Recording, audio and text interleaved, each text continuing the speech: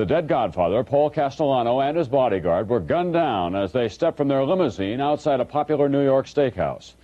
As Brian Ross reports tonight, authorities believe the brutal process of succession is already underway.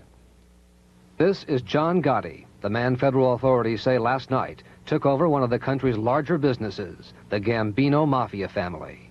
These pictures were taken 4 years ago, when Gotti already had a reputation as a brutal killer.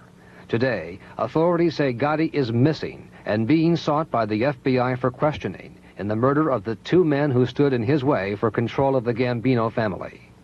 The mafia bosses murdered last night had the reputation of running their $100 million businesses with as little violence as possible.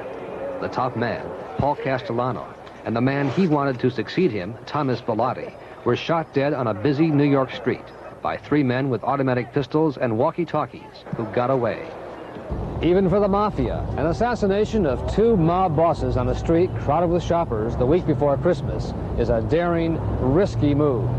But what's at stake here is control of the largest and most sophisticated mafia organization in the country.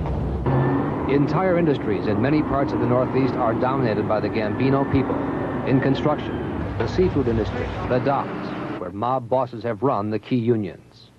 In New York's Garment Center, very little moves unless it's on a truck controlled by the Gambino family. In fact, a number of the major trucking companies are run openly by Tommy Gambino, and Gambino soldiers provide millions of dollars in loans to manufacturers here at the mob interest rate, 250% a year. And it's not just New York. In cities all over the country, there are Gambino rackets and businesses, earning literally hundreds of millions of dollars a year for the men at the top.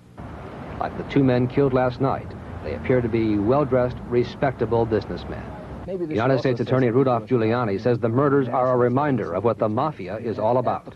What happened in the last day or two kind of brings you back to reality, to what they're really at the core all about, essentially barbarians and murderers. Tonight, 24 hours after the murders, more than 100 FBI agents and New York City police are on the case, looking for the men who fired the shots and the man suspected of ordering the killings. Brian Ross, NBC News, New York.